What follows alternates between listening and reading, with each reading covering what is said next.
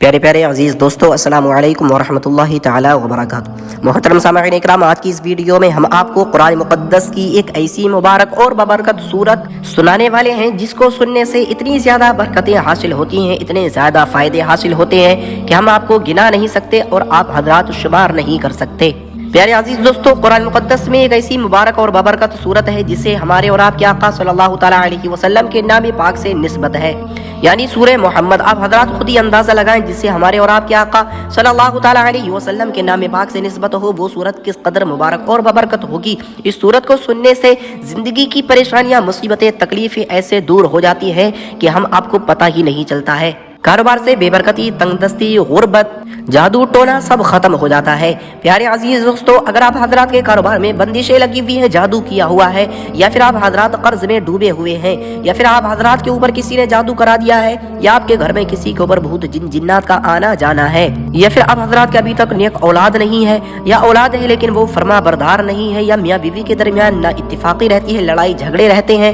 جہاں تک کہ دنیا کی کوئی بھی پریشانی ہو، کسی بھی مصیبت کو دور کرنے کے لیے آپ حضرات سچے دل سے اس صورت کو ایک مرتبہ سن لیں، اور سننے کے بعد میں اپنی پریشانی کو دور کرنے کے لیے رب کی بارگاہ میں دونوں ہاتھوں کو اٹھا کے دعا کر دیں کہ مولا، میں نے فلاں مقصد کے لیے، فلاں پریشانی کو دور کرنے کے لیے اس صورت کو سنا ہے، میری پریشانی کو دور فرما، مجھے میرے مقصد میں کامیابی عطا فرما۔ آپ کا مقصد چاہے کتنا ہی بڑا کیوں نہ ہو، آپ کی پریشانی کتنی ہی بڑی کیوں نہ ہو، ہر طرح کی پریشانی، مصیبت، تکلیف دور ہو جائے گی۔ آپ نے سچے دل سے اس صورت کو روزانہ 7 دن لگاتار ایک مرتبہ سننا ہے۔ کوئی بیمار ہے تو اسے سنا دینا ہے، پانی پہ دم کر کے انہیں پانی پلا دینا ہے۔ اللہ رب العزت انہیں بہت جلد سے جلد شفا عطا فرمائے گا، صحت عطا فرمائے گا۔ دوستو، آپ حضرات بھی اس صورت کو سنیں، اس کی برکتیں حاصل کریں، اور صدقے کی نیت سے اس ویڈیو کو آگے مسلمان بھائیوں تک، رشتہ داروں میں، دوستو احباب تک ضرور پہنچائیں تاکہ انہیں بھی اس صورت کی برکتیں، ان کے فائدے حاصل ہوں اور ان کے سننے کا ثواب آپ کو بھی ملے۔ دوستو چلتے ہیں، صورت کو سن لیتے ہیں۔ اعوذ باللہ من الشیطان الرجیم، بسم اللہ الرحمن الرحیم۔ الذين كفروا وصدوا عن سبيل الله أضل أعمالهم والذين آمنوا وعملوا الصالحات وآمنوا بما نزل على محمد وهو الحق من ربهم كفر عنهم سيئاتهم وأصلح بالهم ذلك بأن الذين كفروا اتبعوا الباطل وأن الذين آمنوا اتبعوا الحق من ربهم كذلك يضرب الله للناس أمثالهم فإذا لقيتم الذين كفروا فضرب الرقاب حتى إذا أثخنتموهم فشدوا الوثاق فإما منا بعد وإما فداء حتى تضع الحرب أوزارها ذلك ولو يشاء الله لانتصر منهم ولكن ليغلب بعضكم ببعض والذين قتلوا في سبيل الله فلن يضل أعمالهم سيهديهم ويصلح بالهم ويدخلهم الجنة عرفها لهم يا أيها الذين آمنوا إن تنصروا الله ينصركم ويثبت أقدامكم والذين كفروا فتعسا لهم وأضل أعمالهم ذلك بأنهم كرهوا ما أنزل الله فأحبط أعمالهم أفلم يسيروا في الأرض فينظروا كيف كان عاقبة الذين من قبلهم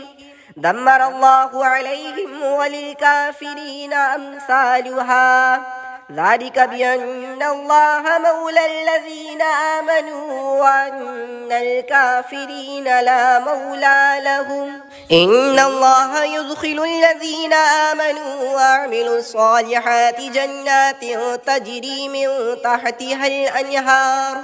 والذين كفروا يتمتعون ويأكلون كما تأكل الأنعام والنار مثوى لهم وكأي من قرية هي أشد قوة من قريتك التي أخرجتك أهلكناهم فلا ناصر لهم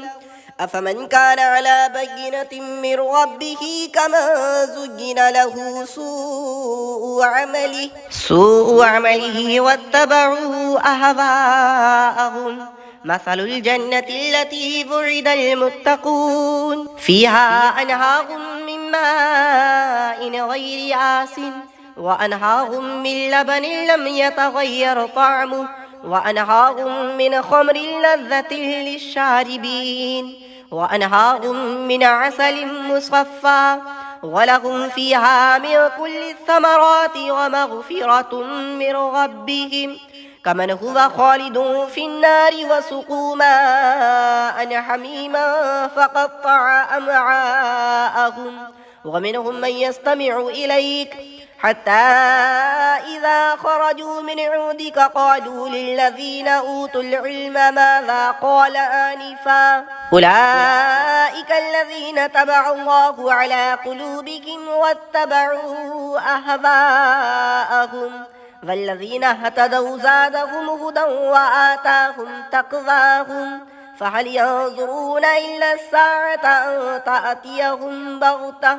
فقد جاء أشراطها فأنى لهم إذا جاءتهم ذكراهم فاعلم أنه لا إله إلا الله واستغفر لذنبك وللمؤمنين والمؤمنات والله يعلم متقلبكم ومثواكم ويقول الذين آمنوا لولا نزلت سورة فإذا أنزلت سورة محكمة وذكر فيها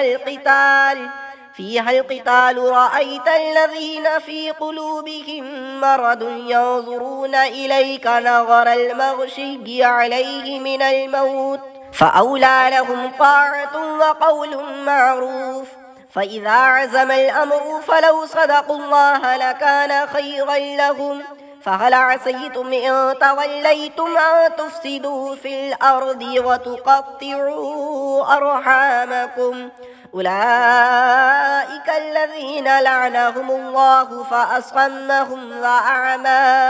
أبصارهم أفلا يتدبرون القرآن أم على قلوب أقفالها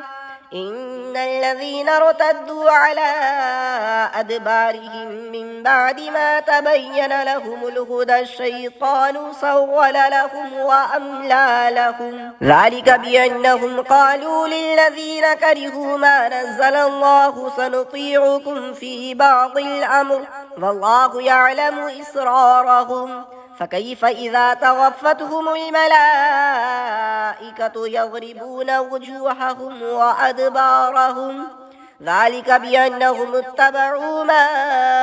أسخط الله وكرهوا رضوانه فأحبط أعمالهم أم حسب الذين في قلوبهم مرض أن لن يخرج الله أضغانهم ولو نشاء لأريناكهم فلعرفتهم بسيماهم ولتعرفنهم في لحن القول والله يعلم أعمالكم ولنبلونكم حتى نعلم المجاهدين منكم والصابرين ونبلو أخباركم إن الذين كفروا وصدوا عن سبيل الله وشاقوا الرسول من بعد ما تبين لهم الهدى لن يضروا الله شيئا وسيحبط أعمالهم يا أيها الذين آمنوا أطيعوا الله وأطيعوا الرسول ولا تبطلوا أعمالكم إن الذين كفروا وصدوا عن سبيل الله ثم ماتوا وهم كفار فلن يغفر الله لهم فلا تكنوا وتدعوا إلى السلم وأنتم الأعلون والله معكم ولن يتركم أعمالكم إنما الحياة الدنيا لعب ولهو وإن تؤمنوا وتتقوا يؤتكم أجوركم ولا يسألكم أموالكم إن يسألكموها فيحفكم تبخلوا ويخرج أضغانكم ها أنتم هؤلاء تدعون لتنفقوا في سبيل الله فمنكم من يبخل ومن يبخل فإنما يبخل عن نفسه والله الغني وأنتم الفقراء वइन ततवल्लौ यस्तब्दिल कौमन गैरकुम सुम्मा ला यकूनू अम्सालकुम।